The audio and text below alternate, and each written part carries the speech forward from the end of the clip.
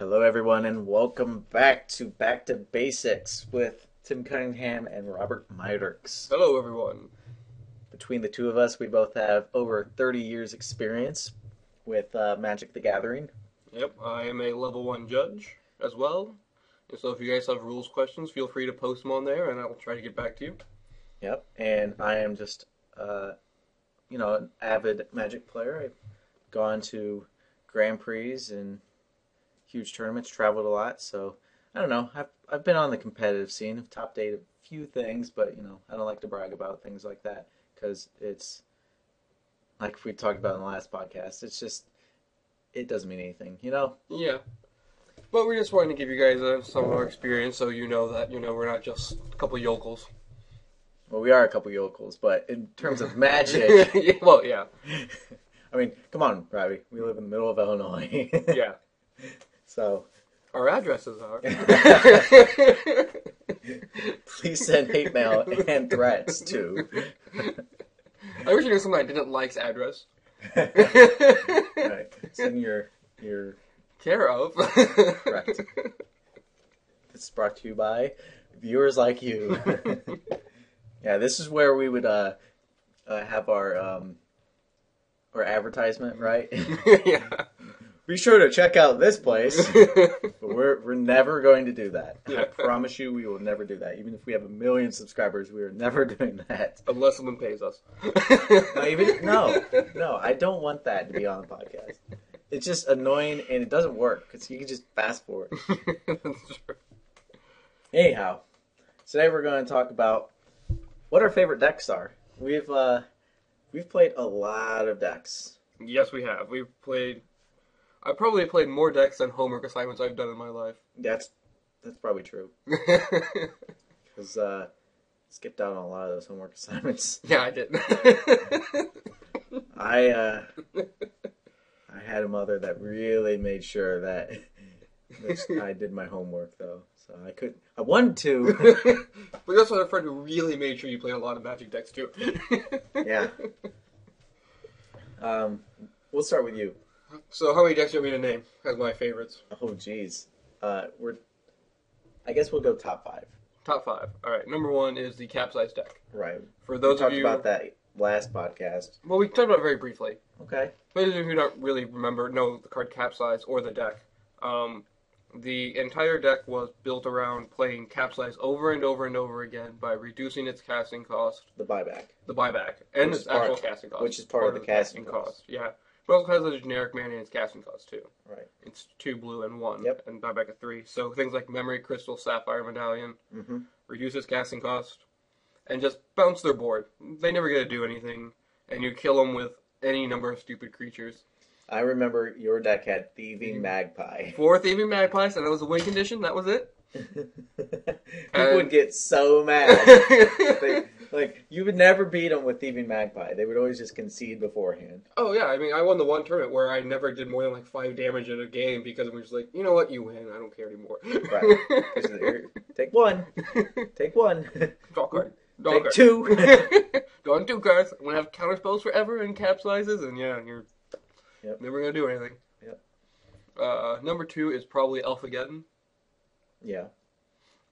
It seems pretty exclamatory, but to new players who never played when Armageddon was a card, because it has been a card since 4th edition. Armageddon is 1 white mana and 3 colors, destroy all lands. Yeah. And so you just play a bunch of elves and some white mana sources, and then play the Armageddon. You have a bunch of mana, and you play big crap and kill them with that. Yeah. Well, they can't play anything. It's not a very good deck anymore, but it was really good, Time of Tempest. Yeah. Kind of stopped being a deck after about Exodus when Capsize really became a deck. Well, this is just a better way of doing the same thing, right. Of denying their mana and not denying yours. That's just funny, though, because it's like, ooh, I can be more annoying.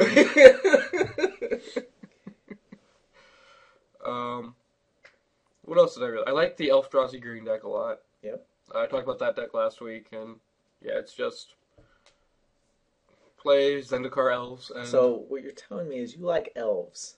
Well, it's only 2 of the 5s. It's true. The Venser deck, I really liked about that last week. That was one of my 5 favorites. Yeah. Just repeatable, annoying control.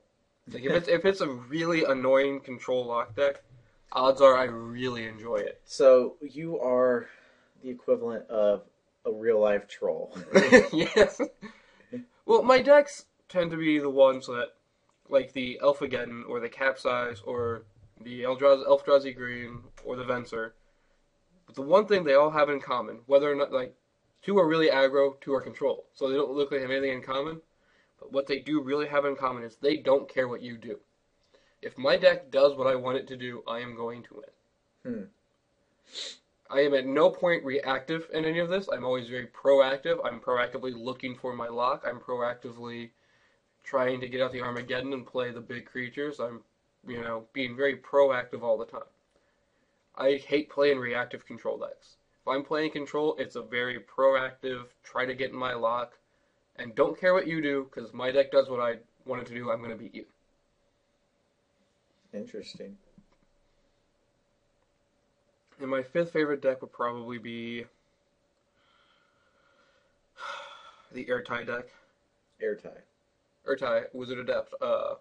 Is a 3-mana 1/1, and you can pay, I don't know if it's 3 or 4, and tap into counter target spell. Okay. And then you played him with Arcane Laboratory, and that said plays when you play 1 spell a turn, and you played Forbid and Squeeze. So you would like Intuition to go get 3 Squeeze in your graveyards from in your hand, so you could always Forbid every turn and use Airtie to counter something every turn as well. So you made sure you always had a counter spell on your turn with Airtie, so you can protect whatever you're playing, and a counterspell on their turn with the Forbid, discarding Squeeze. Seems like a lock. Another lock. Amazing, isn't it? There's so many other locks, though. There is. There was a Stasis lock, and... Dragon Combo. Dragon Combo isn't a lock. Yeah, it is. Well, no, it's not. I guess it's just like, I'm going to get infinite mana and do something with it. That's true. Well, I guess at first it was. Before they figured out, we can add infinite mana. Because it was originally just blow up all your lands. The first time I saw it, some dude just blew up all my lands. You were probably playing it wrong, because the first time I saw it, even online, it was do this and then get back a Shivan Hellkite and kill them with it. Right. There was that guy that always played Dragon. Yeah, I think it was really bad against Capsize too. It'd be like, oh, so you're floating 1,000,000 mana? I'm just going to capsize this and you won't get to return all your stuff anymore. And you lose. Yeah. That was when Mana Burn existed. Yeah. Those of you who don't know what Mana Burn is. Right. Look it up. I'm so glad they got rid of that. I'm not. Dude, you won your first one because of Mana Burn. Do you remember that? Nope. I remember the very first tournament you won. You were playing Red Deck Wins, and you had out a Gauntlet of Might. And you had your opponent at 2 life, and you lightning bolted them. And they tapped 2 Volcanic Islands and played Counterspell. And you passed turn, and because their Volcanic Islands were mountains, they forgot they floated 2 red, and they mana burned themselves to death. It was Polish. Wow, really? Yeah. That was how you won Game 3 of your first turn. I remember that very much because, like, you missed it, he missed it, and I was judging the event. And of course I would miss it. Yeah. And I was like, you lose. Like, he passed phase, and you didn't use your 2 red mana. You take the 2 burn, and you're like, oh, crap. I'm like,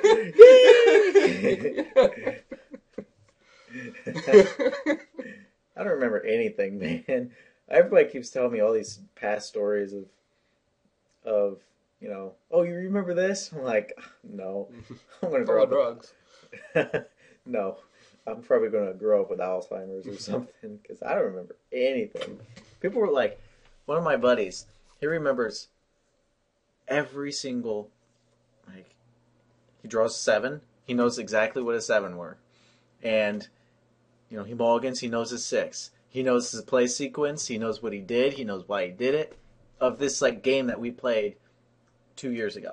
I just don't remember all that, but I remember a lot of random games I've played, or a lot, like, I have one of my friends, I learned very quickly, like, if I'm passing left to him in a draft, the way to beat him is pass him a really good card right off the bat and take a lesser card, because he'll ask me later what I picked over it, Yeah.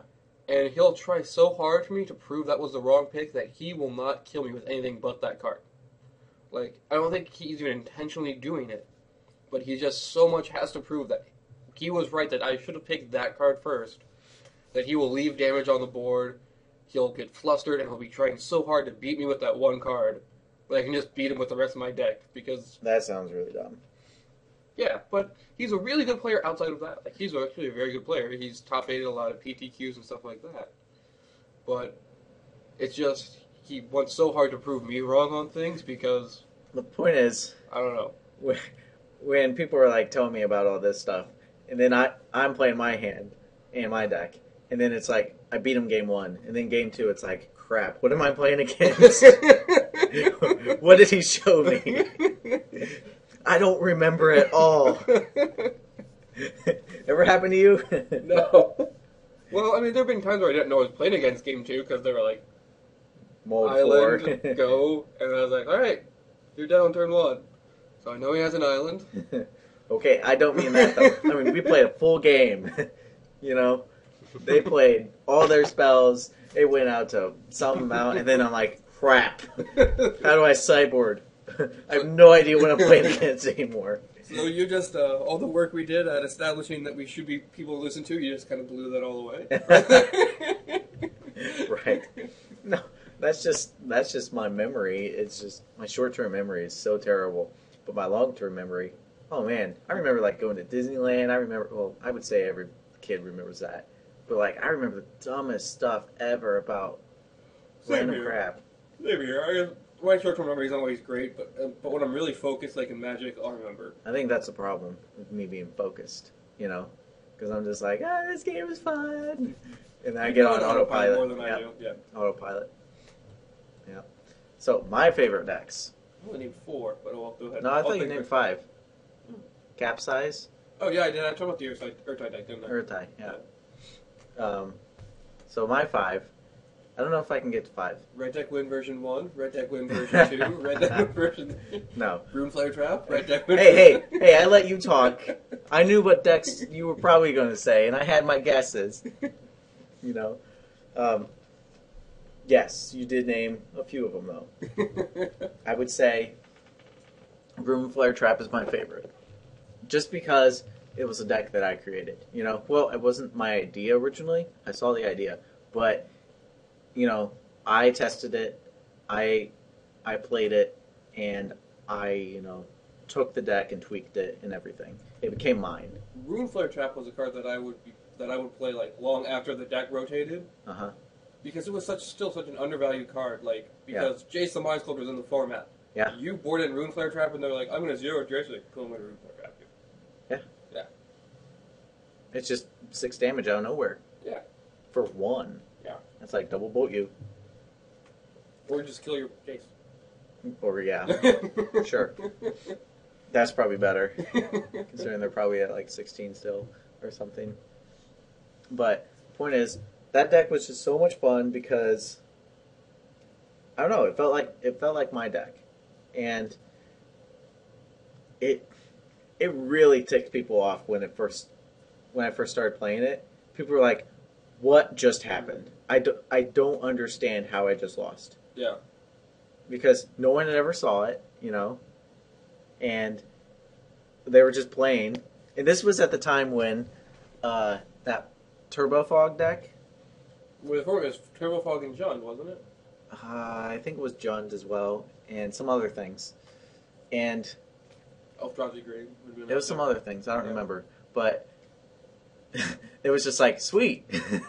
Turbo Fog, that's my best matchup, you know? Yeah, the only part you had to worry about was Safe Passage.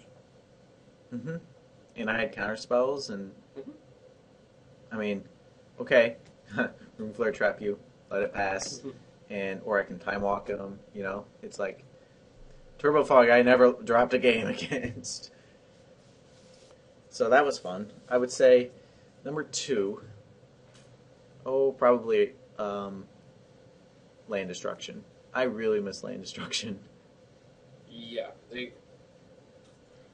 I don't think Wizards quite figured out has still not figured out how to do land destruction.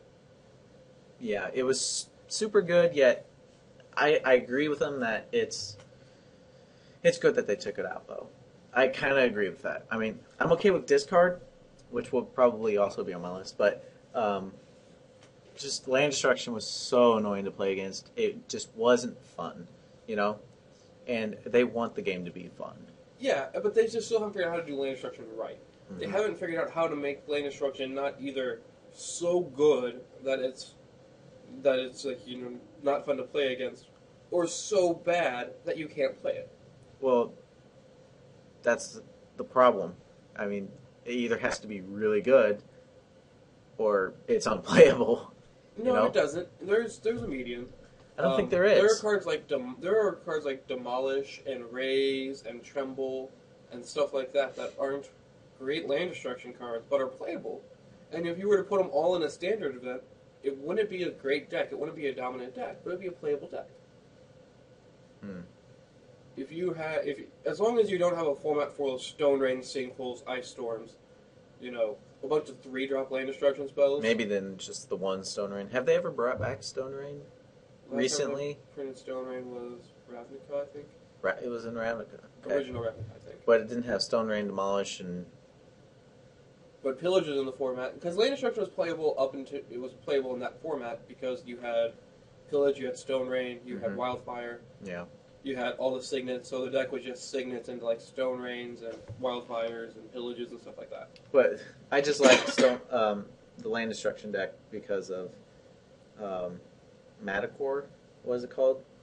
Masticore? No, not Masticore.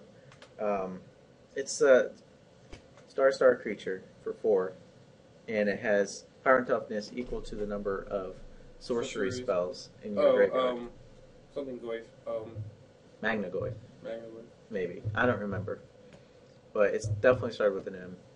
And you can look at it because I looked it up by now in the editing process. So yeah. They know what it is. We just don't. I really do miss that. I would say another deck that I like was probably Hatred. Oh, Suicide Black. Suicide Black. That deck was... I loved it because sometimes I love taking it to big tournaments. Because it was either I win or I lose. Very quickly, too. So it's not like after a long day of playing, you know, Keeper, 5cc, or like Mono Blue Control, it's just like my head hurts and I'm exhausted. And by the end of the day, I'm just, I don't want to do this anymore. Well, okay, maybe not, but it's just like... But, you know, by the end of the Swiss round, going into the top 8, you were not playing as sharp because you were just tired and exhausted when you were playing things like Keeper 5cc. Right. Like, part of the reason you would often go 3-2, 4-1 instead of 4-1, 5-0 was those last couple rounds you were just... Yeah. It's because you really... It was grinding on you. It really is hard to keep that level of thought and process constantly. I mean, your brain is a muscle. Imagine going on a marathon or doing a race every hour, you know? Yeah. By the 5th race, you're going to be tired. Especially when you're, 15? And that's always why I prefer to play things like Capsize and Venser to those decks, because it doesn't require a lot of thought. Right. It does when you're first learning how to play the decks. Right. But once you have it down, I want to autopilot the whole tournament. I'm going 5-0. Right. That's true. And there is a advantage to autopilot, and that's why I think I continue to go on it. I always say I need to work on not going into autopilot, but it's good that I do it. That's why my brain does it, you know. Because if I didn't, then after game 1, I mean, you can't think about every single play.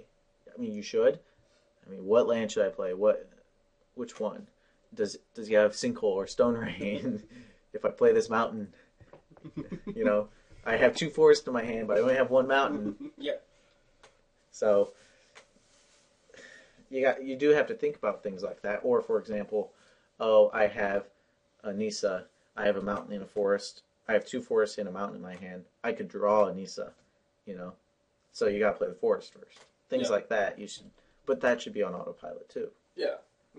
Once you get to know your deck, you should just know those plays. Mm-hmm. You don't have to think about your deck until you get to know it. And once you get to know your deck, And you should just know those plays are the correct plays. And that's just testing. Yeah. So that was 2, right? So I have that was 3. Oh, Room Flare Trap, Red Deck wins, or Land Destruction, and Hatred. Hatred, yep. Yep. So then, my other favorite deck would probably be the Keeper deck. Abyss and Moat. There's just and Morphling.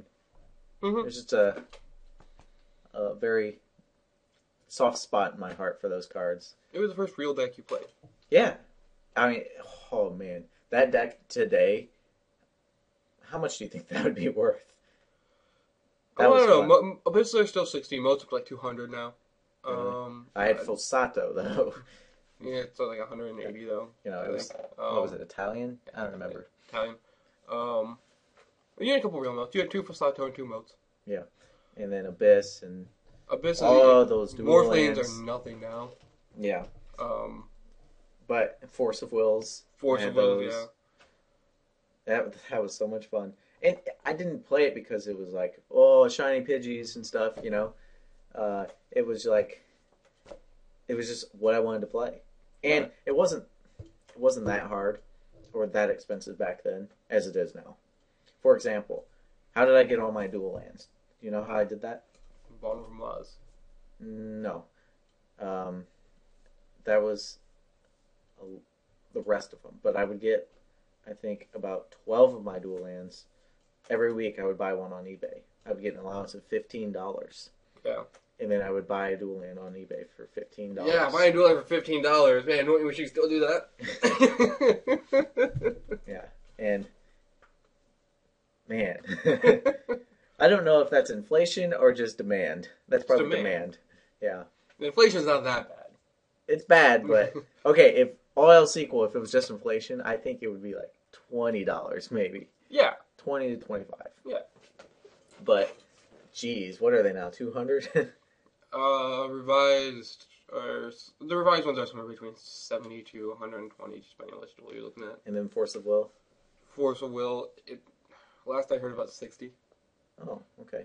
I remember I looked at Force of Will in a while. It might have gone up, might have gone down. I don't know. Okay. But I remember going to a card shop. I was on vacation with my mom and brother.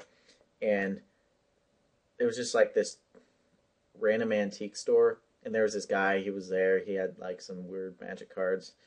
And I bought Force of Wills there for $15 each. Mm-hmm. And I was so mad because I needed the Force of Wills for my keeper deck. Mm-hmm. But, oh my gosh, it was so expensive. I paid $15 for them each when they were like $8 to $10 cards back then. No, they were $15 back then. No, I remember trying to buy them for $8. And you didn't. You bought them for $15. I saw them on eBay for $8. You know, like that was. Yeah, okay, but eBay is not an actual reflection of price. eBay is what someone desperate enough for money will sell something for. It's a bidding war. So, I would say that it is more today than it was back then. I would agree with you because this was still when online shopping was not as like, oh, you're giving your credit card out online. Ooh, you know, you're going to get your identity stolen and things. Like, people were still afraid since it was like still the 90s. Yeah. You know, well, still had the 90s. It was 2000s. Oh, yeah, you're right. Well, it was still like new and still had that kind of vibe to it. You know, we get AOL. You know? Yeah. It wasn't the most secure. eBay never has reflected retail prices, though. When we were playing back then, when you were playing Keeper, retail price $15 about right. Yeah, but I didn't want to pay retail price. That's what I was upset about. Oh, well then don't go to a retail store. But that was the thing, you know? That's why I was upset, because, like, when I was buying my dual lands, retail was like $20. But I was always buying them on eBay because I could save $5. Yeah. And when you're having an allowance of $15, you need to save that $5. Yeah. Anyway, fifth deck. I don't know. it's going to be a toss-up between probably red deck wins and just some stupid deck that I played. So not discard. It could be discard too. I do love my Megrim. See, the deck I always associate with you, I don't know if it's one of your 15 favorite decks, though. 15 or 5. Or 5 favorite decks. It's probably one of your 15 favorite decks. The deck that I always associate with you is the Multani Storm Cauldron deck. Yeah, and that's what I was seriously thinking about that. Because, oh man, that was like my first real homebrew besides like the Sarah Avatar Ivory Tower deck. And then, like, I would just build terrible decks. But I remember getting Storm Cauldron and Multani. Because I think, there's no way to kill Multani. You can't target it. It's never dying. dying. You from 5th grade. I mean... Yeah, I mean, I didn't even realize Wrath of God was in the format. I remember your dad telling me, because he was like a level, 2 judge or something? Yeah. And he was like, he's trying to blow my mind. I think he succeeded. He's like, all right, so you walk up to a board, and there's an enchantment on a Multani. How does that happen? And then I'm like, I have no idea. And then he explains it, like, you play this card, you play this card, and then you can target this card. I'm like, whoa. I wish I remember what the effect was, where for a while the official ruling was the Nazis win the war. What? Some guy came up with this rules question, and it involved him in one turn playing like 80 cards, including like 20 lands, and doing a whole bunch of things. And it basically just like, hey, this breaks Magic if this ever happens. And their ruling was, and they just like kind of shrugged, because it's like, yeah, that's never going to happen though. Yeah. And so he's like, well, what happens if I do this? And he's like, and their official ruling was the Nazis will win the war.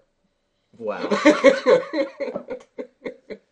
I bet Wizards would not be so hilarious these days. No. Oh, the No, not since the 700 Club thing. 700 Club. Magic's satanic. You can't let your kids play Magic. That's where it came from. Pat Robertson, the 700 Club. Really? Yeah, that's where that whole thing came from.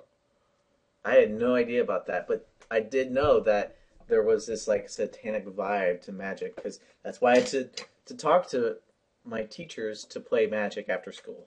Do you remember Father Wright picking up the demonic tutor? No. Playing outside. I don't know if I was playing with you or someone else. And top corner of my graveyard's demonic tutor. This is at St. Agnes at recess. Father Wright is walking to the church, sees us play, picks up demonic tutor. Mm-hmm. This is a priest at a Catholic school. Yep. Looks at it, reads it, sets it back down. I was like, so you kids want to show me what's going on here? And then we kind of explained to him like how the game was. Like, oh, okay, that looks like fun. And he just goes inside. He was a smart guy. Oh, Father Wright, yeah. How he that. Didn't become bishop, I don't know. Yeah, maybe he just didn't want it. Maybe. Yeah. Maybe it's because he didn't touch me. That's why he didn't. That's why he didn't become bishop. How many kids have you touched? 0? Get him out.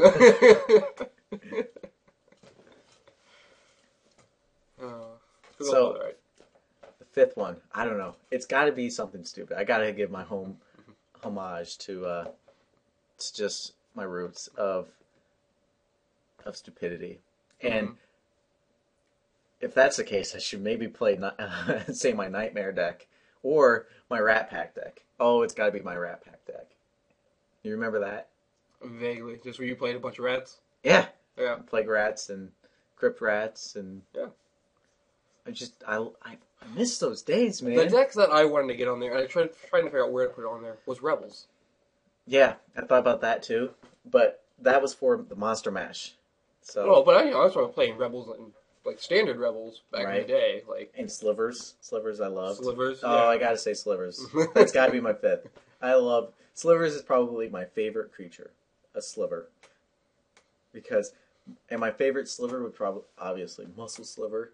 Not Crystalline? Followed by Crystalline. I'm a Tim gamer. I like my creatures big. I remember talking with your brother. I was like, oh, Lord of the Pit. It's so good. And then he's like, yeah, but it's got a drawback. And he explained that to me. And I was like, oh, this is why you're better at Magic than I am. He doesn't play Lord of the Pit. Yeah. It just blew my mind that he understood that, you know? And this was when I was just first started, though. Yeah. And then I gotta love my second favorite creature or something like that. Probably be like Prodigal Sorcerer. Yeah. Because, well, obvious reasons. Yeah. It was called a Tim, and I was like, ooh, playing all the Tims. I wanted to try to make a Tim deck. So what's your favorite win ever? Do you have a favorite win? A favorite win? Yeah. I'm like, ooh, I don't know. Probably beating your brother once. He got flooded or massacred or something and just conceded. But it was really embarrassing. Because you still were like, I beat Ray! I was like, I won. It didn't hit me because I was like, I won. And I stood up, I won! Everybody looked at me. They're like, okay, dude. There's another game. And, you know, he I don't remember anything else about that. You probably won the match, if that was just a game. Was that a match win or a game win? I'm guessing a game win. That's how, like, but I remember that. My favorite win ever was the finals of a tournament at Battlegrounds. Yeah. And it's vintage, but remember, like, before Trevor really started playing with us, that vintage was your favorite standard deck plus, like, dual lands and power if you had it. But this was just whatever your favorite all-time standard deck was. Okay. And so I was just playing some stupid white weenie deck with, like, lotuses splashing blue for, like, more power 9 stuff. Right. Okay. Recall and yeah, like Recall, Time Walk, Time Twister, and it's pretty much just white weenie with power 9. And I had unsleeved a hatred deck to sleeve this deck in a hurry. I know where this is going. So I'm in the finals, and I didn't build a sideboard for this from either, so I didn't really look through my deck. So I look at my opening hand, and randomly, there's a hatred in my deck that I was not expecting to be there. And so I'm looking at my hand, and I was like, I got 2 planes, a Lotus, and a Soul Warden, and a hatred. I have a turn to win. So I was like, alright, Soul Warden, go. And my opponent was like, alright, land, go. I was like, alright, Lotus, land, attack for 1, hatred for 19. And he was just like, what just happened? What? And that really upset him. Did you just hatred a Soul Warden? Oh, yeah, I did. Because this was the annoying kid that we were talking about last podcast. Yeah. And this was also a guy that, he was good at Magic. I'll give him that. You know, he definitely won a lot. But nobody liked him. And he didn't know how to build a deck. He knew how to look online and find a deck and play that deck. That's why we didn't like him. Which caused everybody else to not like him. Because I don't know why, but for some reason, I just feel like I dictate who people likes. No, it wasn't you. No, I know. It wasn't really me either. It was his personality, and it was honestly enough of all the older school players didn't like him that the new school players who like attach on to the old players like puppies. Yeah. I'm sure you've seen at game shops if you're listening to this. They just didn't like me either because we didn't. Because the other old school players didn't. Right. And I don't know, his voice was really freaking annoying. It made the babies cry. It seriously did make a baby cry at a tournament. It was like a icon or something. How was it just a regular tournament? Oh. I remember one of my friends that didn't play Magic very often. He was up! He was at Icon, and he was just rattling on and on, and he's just playing his game, and he goes, "Shut up!" And everyone looks at him, and he looks at him like, "Oh my god!" And like that just made him. It made him shut up. Yep. So, on to our next segment. Sure. How to improve in Magic Part 2. Know your strengths. Knowing your strengths. So, my strengths. Alright, talk about weaknesses now. Talk about weaknesses?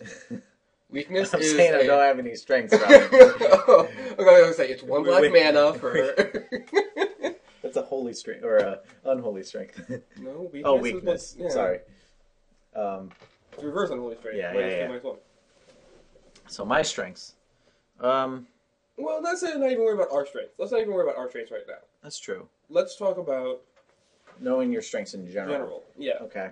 I So, agree. like, for example, remember when Callblade was the dominant deck? Was that during your hiatus or not? Yep. I remember Callblade. So, Callblade was the dominant deck. But to play Callblade, you had to know which ability of Jace to use when. You know, you had to know a bunch of stuff about playing control, because it was a control deck. And if you didn't have the patience for it, you were going to lose despite playing the best deck in the format. Mm-hmm. So knowing your strengths to me means you have to know, are you patient enough to play control? And if you aren't, you probably shouldn't be playing control. Or do you have the aggressive personality to play aggro? Or are you the type who prefers to sit back and react and play control? So you kind of have to know your personality. Mm-hmm. So, to give an example of that, just earlier you were saying how you played a proactive deck rather than a reactive deck. I would say a deck like Mono Blue Control or a Keeper deck is reactive. Yes. While your deck was proactive. Yes. So you want to know what kind, do you want to be proactive or reactive? And I would say red deck wins is very proactive. Mm-hmm. You don't clearly. I'm just giving an example. Yeah. You don't care what they're doing. I mean, you do, but it's not like You can't do much about it. you're just trying to beat them before. Yeah. Because it's like Goblin Guide. That's a perfect example of a proactive deck and of not caring about what your opponent is doing, because they are getting card advantage, and you're like, who cares? Yeah. Because I'm going to have you dead before it matters. Yeah. And that's the idea. Just like your capsize deck. Who cares? They're playing whatever. But if your deck... if your deck... Oh, he plays, this really awesome creature. He plays a Hex Mage on what's that one? Dark Depths? Dark Depths. Bounce your 2020. Okay, Yeah. good for you. Yeah. Or another proactive deck, Drudge. Now that is the ultimate, I don't give a crap what you're doing deck. Oh, Dredge. Dredge, yeah, not Drudge. Yeah. Drudge Wong report. all over again. Dredge. That's funny. As opposed to reactive. Yep. But you also have to... You don't have to, but just say you want to learn how to play control. And you're like, well, I don't have the patience for it, I don't have the personality for it, so how do I learn to play control? How does that become a strength of mine? What I would recommend is play Magic online. Because you don't have to play in dailies, but you can just play Magic on there. Right. And just play in pickup games of Magic. Mm-hmm. Or play Cockatrice, or play Magic Workstation, whatever. And just practice. But practice somewhere where it's free. Where you're just playing for fun. Don't go to a tournament and practice that way. Deck test either with your friends and just grind it. Or on Magic Online, or on Workstation, or whatever. And in the end, if you're not having fun... Don't play the deck. Yeah. You don't have to play control. No. You don't play aggro either. I mean, you're better off always, I find, playing a deck that you enjoy than a deck that is just better, necessarily. Right. I agree. Because if you don't like the deck you're playing, you might start off 2-0, and then you're tired of that deck, you don't like it anymore, you don't really want to be playing it, and you're going to go up going 2-3, That was an issue that I ran in with when hearing about Callblade, because everything was a Callblade mirror and all that, and it was just so boring and all this. I was just thinking, well, then don't play Callblade. Well, it's the best deck in the format, and if you want to win, you got to win. That's not true. Without could beat it. Callblade wasn't the only deck in the top 8. Yes, it was. At one event, there was a Grand Prix where the top 16 was 16 Callblade decks. That's when they banned Jace, because of the top 16, all of them ran 4 Jaces. All of them ran 4 Stoneforge Mystics. That's stupid. Yeah, it was like Rebel-esque dominance. Yeah, Rebels. Oh, man. That's stupid. I didn't remember that. Wow. Yeah, there was a Grand Prix where the top 16, all the decks had 4 Jaces, all the decks had 4 Stoneforge Mystics, and they banned both of those. Stoneforge Mystic and Jace. Mm-hmm. Yep. And there's this is just retarded. This is all you do now is play Jason Stoneforge Mystic. Yeah. But I didn't. I didn't play Call Blade ever. But you weren't really playing much standard at that point in time. No, I wasn't. But I was still playing online. Were you? And I tried Red Deck Wins. I tried making my own. Like whenever there's a thing like that where it's only this deck, oh, that's when my hatred for net decking comes back in because it my hatred for net decking is not as prevalent or high as it used to be when I was a kid. You know, oh, I know, but It's only let me hold on. The only reason being is because I don't have the time to test. I have a full-time job. You know, I don't have nearly enough time to make my own homebrew, go through the ins and outs and test and do all that. I wish I did, but I don't. So my hatred is not necessarily against net decking; it's against groupthink. I think okay, yeah, that too. it's that where sometimes groupthink is a good thing. Mm-hmm. Like for example, there's a little kid who comes to or new, not a little kid, just a new player in general comes to your shop for the first time for his draft, and he's thinking, "Oh yeah, I got 3 Angel Mercies." And he doesn't know how bad it is. And then he hears everyone else talking about how bad Angel Mercy is. Because, inevitably there's going to be some card you're going to make fun of. And you hear people make fun of Angel Mercy, like, oh, maybe these aren't good. Mm-hmm. So maybe he just gets part of that group think and he stops playing bad cards. But at the same point in time, it stifles creativity in deck building. Yep. If you think your version of a deck is better than the group think, just play it and prove them wrong. Or prove them right. Or prove them right. But try to prove them wrong. Yeah, it's too much of just repeating the exact same results, and there's no variation to really get the creativity juices. Yeah, it's right now that is rock paper scissors. Right, and I hate that because when we used to play, there was 15 decks that you had to think about. You know. Yeah, I mean, there was 15 decks here to think about, but there has always been 2 or 3 decks that you really had to worry about. Right, but it wasn't like it is now. Mm-hmm. You know, you would play against a bunch of different type of decks, Yeah. and you would also play against decks that you've never seen. But I think that was more locally than anything else, just because locally there was a strong anti-net deck. That's true. And anti-deck sentiment. So I don't know if that is... If that that was translate. the case everywhere, Yeah. or if that was just here where there was a very much player homebrew mentality. So I would think that would be one of our strengths, is deck building. Yeah, I think it's the reason that when a new set comes out, we do well unlimited very early on. Yeah. Is that we spend a lot more time building decks than a lot of people. Right. And I love seals a lot more than drafts because you're getting a pile of cards, and it's your ability to build a deck out of these pile of cards, which is what I always did as a kid. You know. I like draft more than sealed simply because I can build a deck in draft as I'm drafting it. In sealed, we've all had those sealed pulls where you go, I don't know, and just look at them and go, I guess there are cards here, but... Yeah, there's a lot more luck involved, I agree. And, yeah, there's still luck in draft.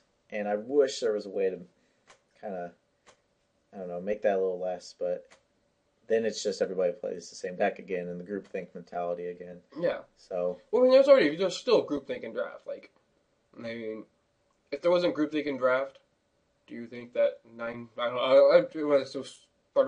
90% of videos on YouTube for Gatecraft draft would be Boros? Because it seems like 90% of them that I've seen out there are, look at my Boros draft. Right. So people go into it because they've seen Boros drafts online. That's what they've seen majority of. Like, well, I guess I got to draft Boros. Right, and they do get into that, and it's not always right to take mugging over a 2-drop. You know. Depends on the 2-drop. It depends on... Yeah, I know. Yeah. But it's not always right. And if I'm playing Boros, it's like I probably want a 2-drop more than the mugging. But anyway, what strengths are there that you can improve on and that you should know about? Do you know how to stack a deck? You know how to sleight of hand, pile shuffle. Know how to do that, and you can win. Right. Just the kind of thing we want to be talking about. How about knowing when you're going to lose and not going on tilt. Well, when you're in a bad spot and not going on tilt. It's the difference between knowing you're going to lose, between being able to Right. kind of combat mad and being like, I died this turn, and scooping up your cards. Right. No, I mean, you're in a tough spot, or let me put it you're another dead or way. you're alive. Let me put it this way, because I'm not making myself clear. You have some situation that happens to you that causes you to lose a game, and it's a unfortunate and unlucky situation that happened to you. Such as? I don't know. Like Getting mana screwed? Sure. Getting mana screwed, that's a perfect one. It's like your third game that you've got mana screwed in the tournament. And you still have to play your next game like that never happened. Yeah, that's just practice and experience. I mean, there's no magic pill to get better at it. It's just, you have to play Magic, and eventually you'll learn. I'm saying you have to notice your strengths and weaknesses of that. Yeah. So for me, I do sometimes get upset about when I get mana screwed 3 games in a row or something like that. But, I've played enough Magic to where I should be doing that. And I've played it enough and long enough to where I should see it more often and think that that's more likely. Built a bad mana base? No, you're not seeing the point, because given enough games, something that's highly improbable is going to happen. Yeah. And given enough games, it's going to happen many times. It's like the universe, something that's really freaking rare, that's like 1 in a million, happens every 15 seconds. Because it's a big enough pool. So going on tilt, I think, would be a huge weakness. Well, I would think you would more want to look at it in game, not necessarily like if you're at 1 and your opponent's at 20. I know a lot of people who look at that board state, and you just look at your board state. Like sometimes, like I'm at 1, my opponent's at 20, and they have an untapped Prodigal Sorcerer, and I have no cards in my hand, and I'm going to lose. Right. That's when you scoop them up. Yeah, but if you have any kind of outs in your deck, just go with it. Just play the game. So what you're saying is don't concede too early. Or you're dead or you're alive. That is one of the that's one of the hardest things for people to learn. Yeah. Is you have to know, as long as you have 1 life, or some 1 cards card in your hand. library, yeah, or, whatever, only 9 poison, you're alive. Yeah. You are not dead. As long as you have air in your lungs, your heart's beating. Well, no, I'm talking about Magic terms. I know. And so you can win that game. I mean, your opponent can make a play mistake, and you can capitalize. Any number of things can happen. Yep. How many games have we won where we're at 1 life, and then we tell this great story about how we came back and won? That was the capsized decks. That's what it did best, was when it was at 2 and 3 life. Yeah. And you were at 20, and be like, here, come back. Yep. I mean, yeah. You won so many games at 1 life with your capsized deck. I remember that a lot. And I remember doing that a lot when I tried playing your capsized deck. But going back to the liking the deck, I didn't like it as much as you did. So, I mean, I thought it was okay and kind of interesting. But I didn't have as much fun with it as you did, so I didn't play. When you're playing... But the difference is, I think when you're being proactive, you'd rather be playing creatures. When you're playing control, you'd rather be playing a reactive control deck. Yeah, and that's just my style of play. And I would just always rather be playing proactive. I would always rather be, okay, I'm going to do what I'm going to do, and I'm going to take control of the game, either through creatures or through spells or whatever. Mm-hmm. So that's part of the annoying trait, is I know I'm best when I'm proactive. When I'm trying to be a very reactive deck, I don't do very well. Yeah. I don't know, for me, it's, I think I have a bit more, I feel as though I have a bit more control of the game if I'm reactive rather than proactive. Because if he's reactive and I'm proactive, then he's reacting to what I'm doing, and he's gonna, I don't know. See, I feel like I have a bit more control of the game when I'm proactive. Right. And it's just a matter of... Yeah, if I'm doing what I want to do, I'm going to win, and I don't care what you're doing. Mm-hmm. Like, that's my ultimate kind of deck. The kind of deck where your side of the board is irrelevant to me. So what would you say your greatest weakness is? One, I'm not very good at the reactive decks. Like I'm so many of the control decks I've built in the last few years just completely ignore counter spells. I don't play them. And Well, they've part of been the reason pretty bad lately. Well, no, Mana Leak was around. Okay, sure. So there's been some decent ones, but part of the thing is, if I leave 2 mana open and I'm playing control, you're going to assume I have a Mana Leak. So you're going to play your worst card trying to draw it out anyway. Uh-huh. So I don't care. Like, as long as I'm representing Mana Leak and you think I have a Mana Leak, it's almost as good as me actually having a Mana Leak. That's true. And so instead of having that Mana Leak, I'm having that other card that helps me get my combo going, but you think I have a Mana Leak. Let's say no that you play like that. In which case you sideboard Mana Leak in. I've done that before. Yeah. I've sideboarded Mana Leaks. This was literally this was a game. I'm like, Mana Leak. Like, wait, you don't actually play Mana Leaks in that deck. I was like, do now in the sideboard. I did have the one deck that had the 15 card sideboard for Delver. Really? Yeah. I couldn't beat Delver, which is not very good if you're going to beat Delver at that point in time. Yeah. But only one person locally was playing Delver, really. Huh. So my entire sideboard was just like the swords and invisible stalkers. Hey, I had a 15-card sideboard for my Room Flare Trap deck. I could not beat Red Deck Wins. But because Turbo Fog was so prevalent, you know,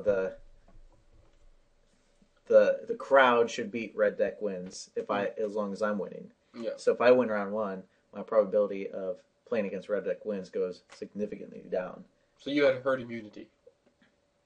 Yes, I did.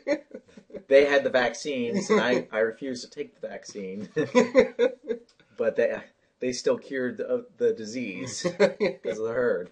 That's perfect analogy. And really, you gotta know how to play to that, you know? Oh, metagame, yeah. I think we're really good at metagaming, too. I think we probably were at one point. I think at this point, we probably don't pay enough attention to the metagame as I don't pay enough attention to the national metagame as much as I do shop metagame. Right. Because that's the whole reason I top 8 states, because I metagamed that tournament. I played Spread'em. Yeah. And I knew Jund was just the format, and I was like, okay, well, this beats it. The year you top 8'd states, I played my metagame deck, and the 2 matches against Jund I had, I walloped them. But I kept playing this silly white weenie deck that's like 16 lands, and it's like, I'm going to play all these silly cards, and we're going to be really fast, and we're going to beat you. Uh-huh. And it was like terrible against Jund, so I don't know how I kept playing it. Weird. But my deck was really good against Jund, because it was like turn 3 Sphinx of Jar Isle, and you're Jund, how are you doing with a turn 3 5/5 Flying Shroud?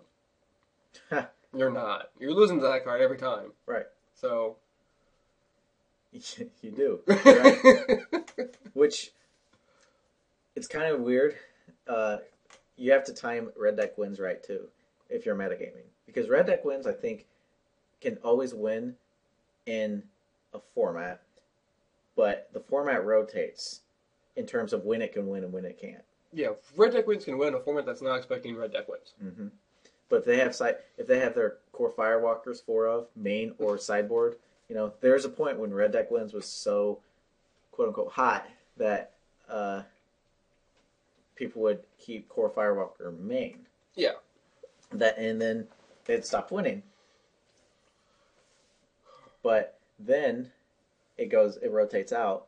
People start rotating out their sideboards, and then you come in, and then you metagame them with Red Deck Wins. And then it's like, oh, because they're relying on that herd mentality too. Mm-hmm. But then enough people in the herd stop. Yep. And then you come in, and you're a little disease. Yep. You're the cholera outbreak in Washington, or whatever.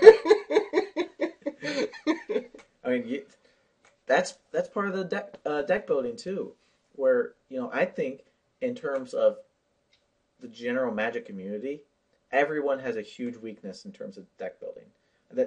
How many deck builders are there out there? There's like Jerry T. There's Chapin, yeah, and there's that one guy. He's on Channel Firewall. LSV? No, Colin Woods. Like those are the three main deck builders, and a few other pros that make decks, and then everybody else just plays their own deck. You know, occasionally we'll get some random guy that made a deck. He'll send it to somebody, and then the pros will be like, "Oh, this is good. Well, this 3 cards need to be changed, and we'll play it." Mm-hmm. But it's not. It's not a bunch of people coming up with new decks. Because if it was, I have no idea what Magic would look like. I think we would have incredible decks that were doing crazy things. I think the different, like, Magic has been a boon and a bane, or Internet has been a boon and a bane. The for Internet, Magic. yeah. Because stuff like Magic Online has introduced people to Magic. It allows people to grind and get better. Mm-hmm. But things like Magic Online also hurt shops when people just stay at home and play Magic instead of going out to their store and play Magic. Yeah, I haven't gone to a store since the pre-release and of Return to Ravnica. Yeah, because you don't want to have the physical cards laying around. Right, or Gatecrash, I should say. Gatecrash, yeah. And I remember looking at my sleeves, and I was unsleeving my previous deck, Mm-hmm. and it was M11. Was my previous real-life Magic tournament, and it had like Arc Runner and things like that. It was like M11. Yeah. So it was quite a while. But it's not like I don't play Magic. I play Magic Online all the time. Yeah. And I'm always going to play Magic. I've just accepted that. But Magic also, on the Internet, also, like you're talking about the groupthink mentality. Mm-hmm. And I think one of my biggest weaknesses is I completely resist the groupthink. If That's your weakness? If groupthink is 100% right, I will tell them they're wrong. Because they're groupthink, and it annoys me, and I want to prove them wrong. So I will play lesser quality decks trying to prove that they're wrong. Right. When I should just be like, I should just be playing this. This is actually better. But Right. it's like, no, I want to make this work. Right. I mean, if you want to win, sometimes you gotta play Callblade. But yeah, I'm right there with you, man. I refuse to play Callblade. I refuse to. Yeah. Not because of the Jaces. I had 4 Jaces. I had 12. Okay. Let's brag a little. We want to be that podcast. We're talking about our shiny Pidgeys and our sweet elite Hey, well, Pokemon. you know what? I can still only play 4 of them, so it doesn't really matter. Whether you have 4 or 12, it's irrelevant because guess how many of them you're playing? Right. 4. Unless you're cheating. Well, I was, but... No. I'm a great judge, that's why. I wasn't a judge yet then, it didn't count. No, you weren't cheating. Stop Yeah, it. I know. They won't know that you're joking. They'll assume that you were actually cheating. And they won't know that. And they'll be like, oh, this guy. So you have to be careful about that. Because they don't know you like I know you. And your jokes. But yes, he was joking. Jeez. What were we just talking about? Oh, groupthink. So, yeah, if anything comes out of this podcast, I really, really hope that people will be inspired to make their own deck. I don't care if it loses. You know? I really don't. It probably will lose. You know? How many decks have I lost to? You know? But it was such an experience and such a learning experience, too. When you take a deck that you homebrew, and I don't mean like, oh, you play it with your friends, and ha ha ha, yeah, and then you go play Callblade. I mean, you take it to a tournament, and you play it, and you lose, and then you go the next week, and you tweak your deck a little bit too, and you lose again, but maybe you won a match, you know? Doing that and learning from it. That's what I really hope. Well, I think the big difference that we had as an advantage is we grew up in a place where building your own deck was just the norm, and we grew up in a time in which building your deck was the norm. That's true. And we grew up with good deck builders around us. Oh, that's also true. Like, you know, my dad and Fish and Ray and, you know, a couple of those people who knew really how to build a deck. Yeah. And if you don't and so part of the reason we enjoy deck building is maybe it's when we got into the game. Yeah. That was the entire thing, was deck building. Yeah. For I mean, us. there was still play skill. I mean, it wasn't just you still had to be good enough to play the deck. Yeah. Like, what was this stupid deck called? Tatty Bloom. Cadaverous Bloom, scoring of resources, drain life, necropotence. all that stuff. Combos into drawing a bunch of cards, discard them and sacrifice your land to get a bunch of mana. Huh. Do a big drain line. But you made one mistake with that deck and you weren't winning. Yeah. It was the first combo deck, and it was you play this perfect, or you don't play it at all. And those are the risks you gotta take sometimes. But it was the best deck. So, all in all, we'll wrap up. So, what's the conclusion of your strengths and weaknesses? Play test a ton. If you want to play control, play test it. Learn how to build decks. Because I'm assuming that's a weakness for you.